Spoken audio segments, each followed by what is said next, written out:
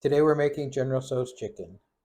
There's a lot of questions about the origin of this dish, but the one thing you won't question is how delicious it is if you make it at home.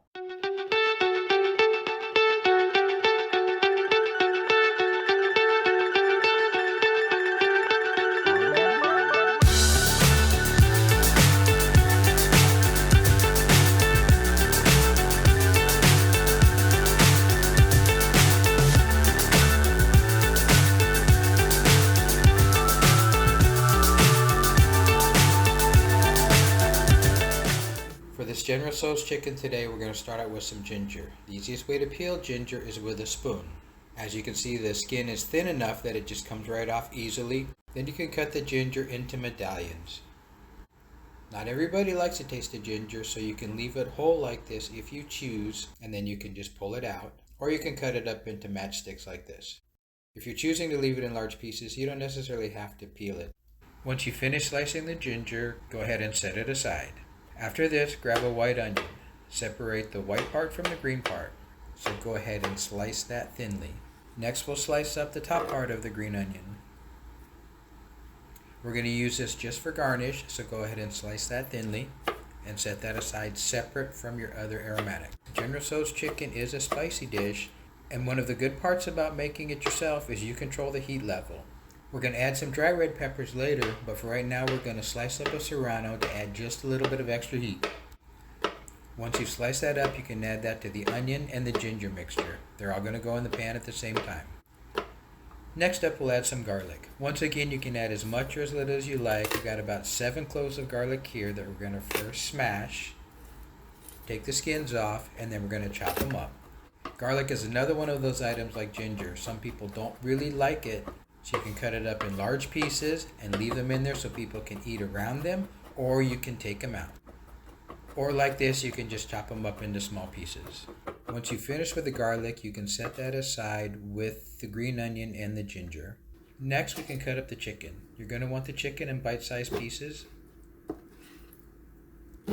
We use chicken thighs here just because it's got a little more flavor, but you can use chicken breast if you choose. We save the preparation of the chicken for last just to avoid any cross-contamination. We're also going to marinate this chicken for a short amount of time. So add your chicken to a bowl.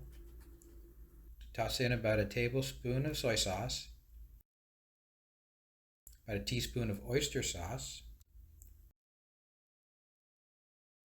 1 teaspoon of cornstarch, and 1 egg. Once that's all added to the bowl, just mix it. You can use a spatula or a spoon to mix this. I prefer to use the best tool I have, which are my hands. This way I know everything gets completely coated and mixed together. Once you've completely mixed that, you can set that aside for about 10 minutes. Of course, you can do it longer if you would like, but 10 to 15 minutes is sufficient. We'll get into the mystery surrounding the origin of General Tso's chicken in just a minute. But now that you've marinated your chicken, you have a choice to make. You can bread the chicken or not bread the chicken. In this case, I chose to bread the chicken just because I like the way it holds onto the sauce. But I've made it both ways. Both of them are very delicious. Just add some breadcrumbs to your chicken, and once again, using my hands, I'm going to go ahead and thoroughly mix it. But once you've got your chicken thoroughly mixed, it's finally time to cook. And like any Asian dish, it's important to prepare everything in advance because it goes very quickly from here. So heat up some neutral oil in a pan until it's hot and add your chicken. Try to get your chicken in one layer and allow it to sit for a couple minutes to brown.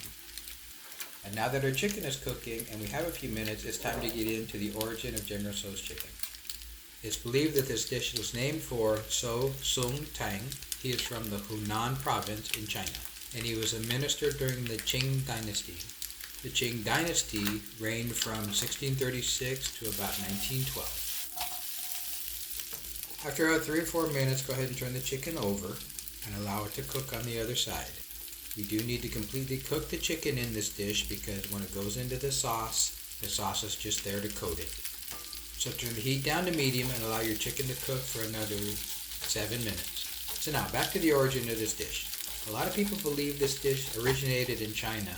After all, it was named for a Chinese minister. But it's my understanding it's not a dish that's widely eaten in the Hunan province. which is where the dish supposedly originated from. Now, Taiwan also lays claim to the origin of this dish. There was a chef named Peng Chang, who was a chef in Taiwan, who it is said invented this dish. And then when Peng Chen moved to New York in the United States, he started preparing this dish here, giving New York the claim that the dish was invented in New York. But yet, the controversy is still not over. There's a chef named T.T. Wang, who while working at the first Hunan restaurant opened up in the United States, located in New York City, claims to have invented this dish, and everybody else has copied it since. There's actually a 2014 documentary film called The Search for General Tso. So regardless of the origin of the dish, all we know is that if cooked correctly, it's delicious.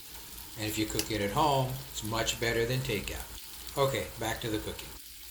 After you've cooked your chicken for another 7 minutes, just making sure that it is all cooked through, you can remove the chicken from the pan and set it to the side. And so now it's time to make the sauce. We're going to start out with a little oil in a pan, and we're going to add some red peppers.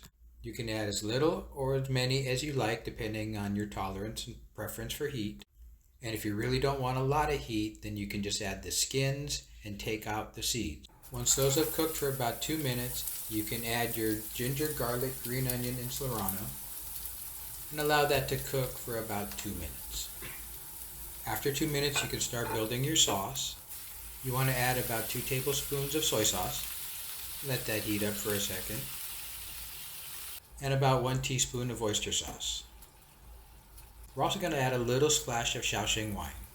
If you don't have Shaoxing wine, you can either omit it or use something like a dry sherry. To this, we're going to add 1 heaping tablespoon of brown sugar. Brown sugar is there to balance out the saltiness and the spiciness of this dish.